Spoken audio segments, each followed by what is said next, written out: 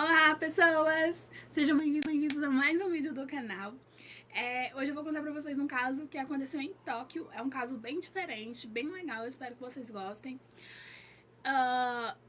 Desde já, vou pedir pra você que não é inscrito, que tá por aqui, se inscreve pra estar ajudando o canal, eu vou ficar muito feliz. Comenta o que você achou desse caso aqui embaixo. Deixa alguma sugestão de vídeo. Esse caso de hoje foi uma sugestão que me mandaram no meu Instagram. Então, se você não me segue no Instagram, me segue lá. Eu posso estar fazendo, não sei, algumas enquetes com vocês. Mas é bem legal. Vou deixar meu Instagram fixado nos comentários. Me segue lá, se inscreve, dá um like, tá bom? E comenta alguma coisa aí embaixo que eu vou gostar. Então vamos começar, né? A família Miyazaya, eles moravam numa cidade em Tóquio, só que era um lugar mais afastado. Eles moravam em Setagaya. O pai, Mikiwi, ele tinha 44 anos e ele trabalhava em uma empresa de marketing. Ele trabalhava muito em casa. A mãe, Yasuko, ela tinha 41 anos e ela era professora. Eles tinham 2 filhos. Era a Nina, de 8 anos, e o Rei, de 6.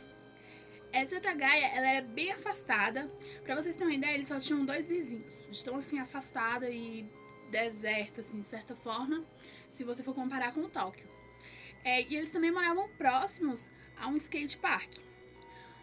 Os vizinhos contaram, depois que tudo aconteceu, que o pai da família, ele já tinha discutido duas testemunhas. Uma testemunha relatou ele discutindo com uma gangue de bicicletas e uma outra relatou ele discutindo com um skatista. Porque como ele era bem próximo à casa deles, do skate park, e o pai trabalhava em casa, então o barulho incomodava ele, atrapalhava muito.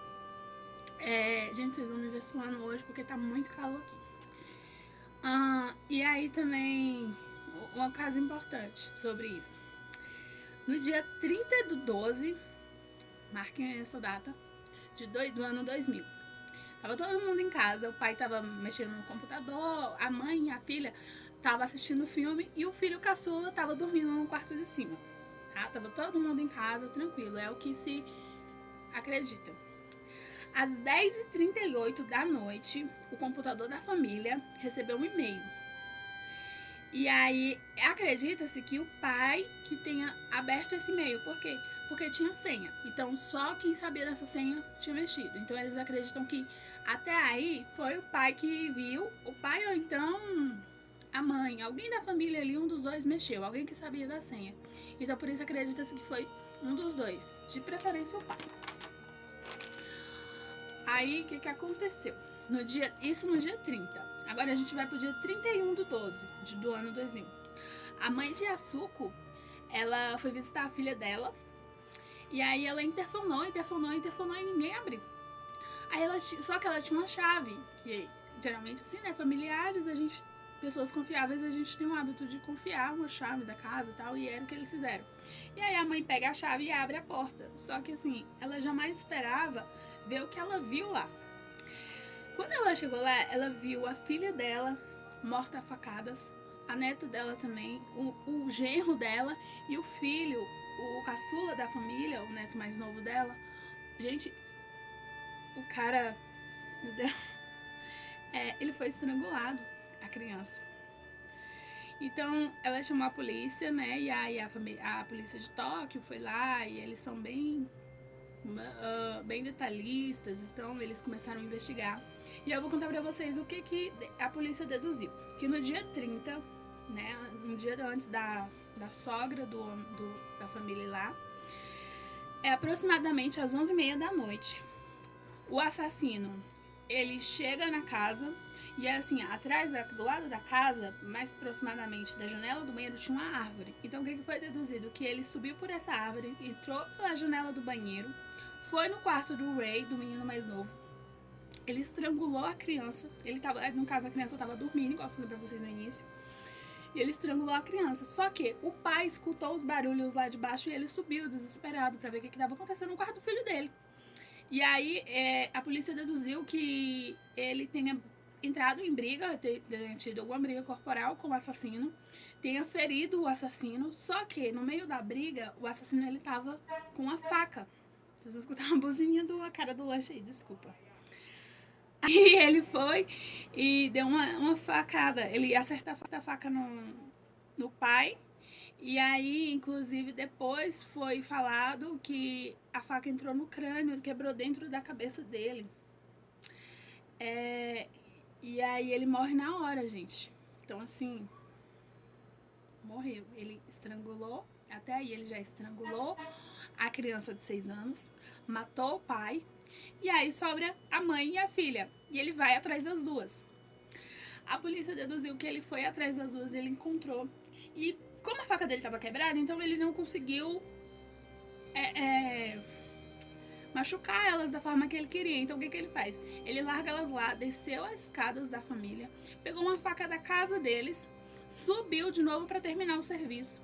Nesse meio tempo, o que a mãe fez, a Yasuko? Ela ainda tentou se esconder, inclusive a polícia falou que pelos estudos deles, eles relataram que possivelmente ela tenha tentado usar um kit de primeiros socorros para poder tentar ali amenizar os machucados ali que ele fez com a faca. Só que não deu muito certo. Ele encontrou as duas e ele matou as duas, a mãe e a filha. Então, o menino foi morto estrangulado, o pai com a faca na cabeça, né? Ele matou. E a mãe e a filha foram mortas a facadas. Inclusive, aí surge a primeira teoria, que como a mãe e a filha tinham facadas mais brutais, mais profundas, então deduziu-se que o assassino poderia ter alguma raiva de mulheres, porque já que o menino ele estrangulou e o pai foi só ali na cabeça na hora que eles foram ver, e as duas tinham facadas mais brutais. Então, assim, já surgiu a primeira teoria que o assassino possivelmente tinha alguma questão ali envolvida com mulheres, alguma raiva, alguma coisa do tipo. E aí, mesmo depois disso tudo, ele ficou na casa, ele não matou e foi embora. A polícia deduziu que ele ficou aproximadamente 2 horas dentro da casa. E isso foi provado porque foi descoberto que ele acessou a internet, ele acessou o computador da casa por volta de 1h18 da madrugada. Por quê? Porque os registros deles ficaram na internet. E olha só que bizarro. O que ele acessou na internet? Ele acessou o site da empresa que o pai trabalhava e a página da escola onde a mãe trabalhava. E aí eu não preciso falar pra vocês, né? Que surgiu várias teorias sobre isso, porque ele tava tentando descobrir, alguém mandou ele matar. E ele também comeu algumas coisas dentro de casa, como tipo, algumas coisas que estavam dentro da geladeira. Ele tomou sorvete, chá, ele comeu algumas coisas e ele largou lá. Ele não estava preocupado. Por quê? De ser encontrado. Porque havia sim digitais pela casa. Ele deixou digitais pela casa. Inclusive, ele deixou uma peça de roupa. Tava dobradinha, perfeitamente assim dobrada, como se tivesse sido deixado lá para ser descoberto. O que ele deixou lá? Ele deixou tênis, uma bolsa verde, um lenço preto, um chapéu, cachecol, jaqueta e luvas de inverno. Ele meio que trocou de roupa, largou lá, assim. A casa inteira tava cheia de digitais, ele largou a roupa dele lá. Ele, em momento algum, ele se preocupou em não deixar evidências. E isso, infelizmente, não facilitou para a polícia e só fez criar mais teorias sobre esse caso. As pessoas inventaram muitas teorias sobre esse caso. A polícia descobriu, aí a polícia foi investigar, né, sobre as roupas. A polícia descobriu que apenas 130 peças da jaqueta que foi encontrada lá foram fabricadas e vendidas, mas eles só conseguiram rastrear 12. E nenhuma dessas pessoas havia ligação com o caso. E aí, o que acontece? O estilo de roupa, vou tentar deixar a imagem aí pra vocês, eu acredito que tenha conseguido. O estilo de roupa que foi encontrada lá é um estilo de roupa que os skatistas usavam. Então, assim, não preciso nem falar, né, que de cara, assim, já foi levantado que os skatistas poderiam ser suspeitos. Talvez algum ficou com raiva pelo pai ter discutido e ali foi lá tentar se vingar, foi fazer uma maldade com eles, né? Surgiu de cara, assim, surgiu isso, porque as roupas batiam muito com o estilo de roupa que eles usavam. Então, eles foram atrás e tal, só que não acharam nenhuma evidência que ligava nenhum skatista ao caso. Então, não teve como, né? E aí, sobre a bolsa. Que, igual eu falei pra vocês, no meio das roupas também tinha uma bolsinha. Na bolsa foi encontrada areia dentro. E aí, eles levaram pra analisar essa areia. E essa areia era dos Estados Unidos, não era de Tóquio. mais precisamente em uma base aérea que fica próxima de Las Vegas. E aí criou-se mais teorias, que talvez poderia ser um soldado, amando de alguém que foi lá matar eles. Poderia ser alguma coisa envolvida com a empresa. Essa questão do pai trabalhar com uma empresa relacionada à internet, trabalhar em casa, isso fez as pessoas criar muitas teorias. E aí, nossa, começou a criar-se muita coisa. O que que esse dono dessa roupa, dessa jaqueta, dessa bolsa foi fazer lá nos Estados Unidos, e depois ele comprou em Tóquio, e aí ele foi para os Estados Unidos, e aí depois ele voltou para Tóquio. O que que essa pessoa foi fazer tanto lá? Se era um soldado, se não era, se ele estava disfarçado, por isso que ele comprou essa roupa nesse estilo. Criou-se muita coisa. Porém, tem uma coisa muito interessante. Foi descoberto que no dia 25/12, 5 dias antes do crime, a mãe da família, Yasuko, ela falou pro sogro dela que tinha um carro, ficava sendo estacionado sempre na casa dela. Como eles moravam muito afastados, eles tinham apenas 2 vizinhos, isso era estranho. Não era um bairro movimentado, assim, que ficava, assim, várias pessoas lá.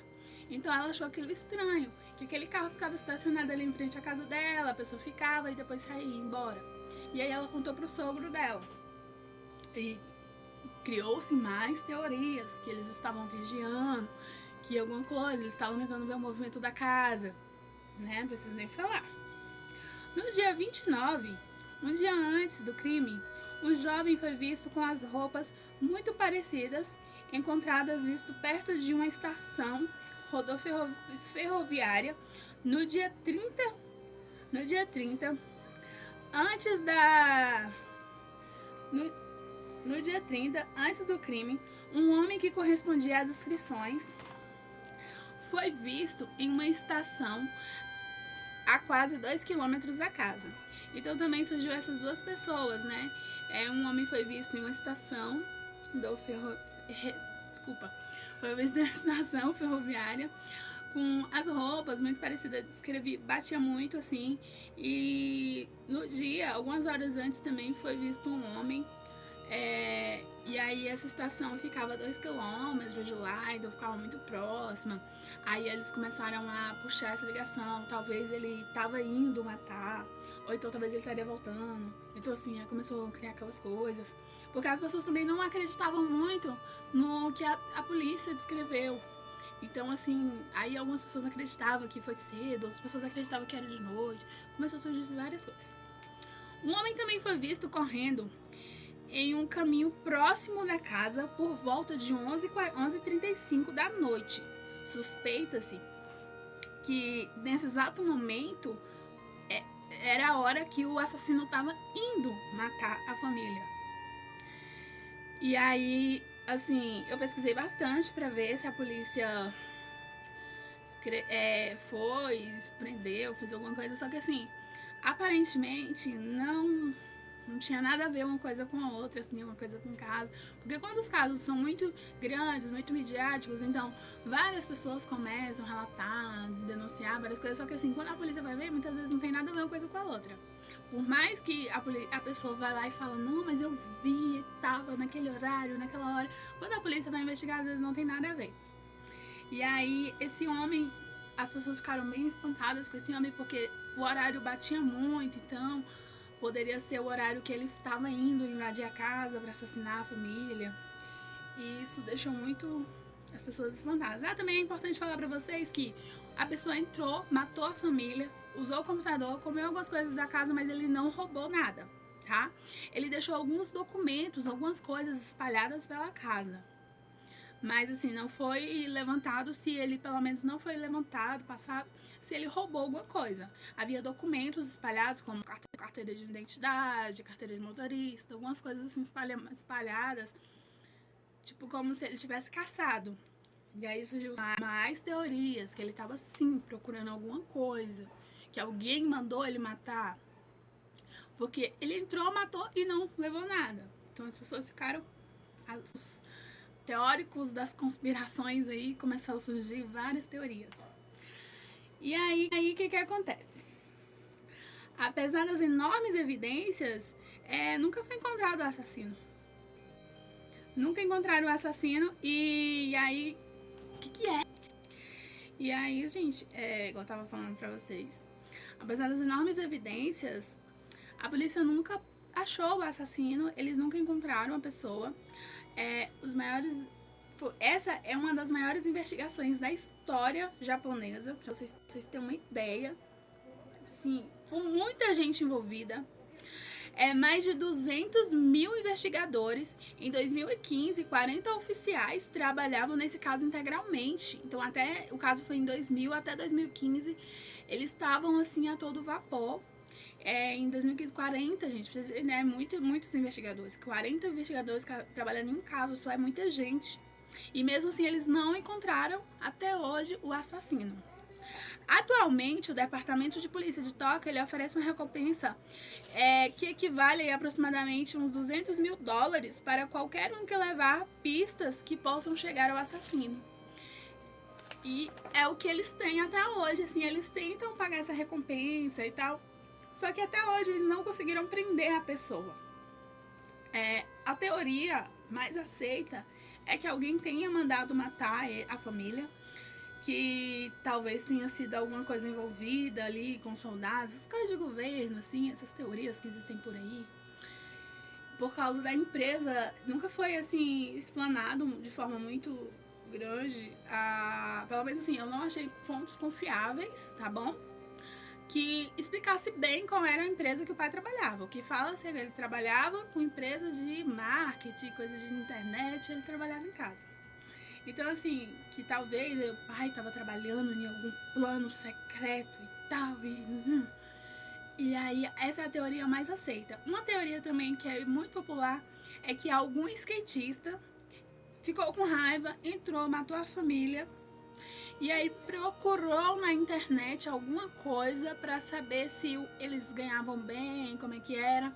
Procurou os documentos para ver se achava alguma joia, só que não achou nada e acabou indo embora. E por sorte, até hoje não foi preso.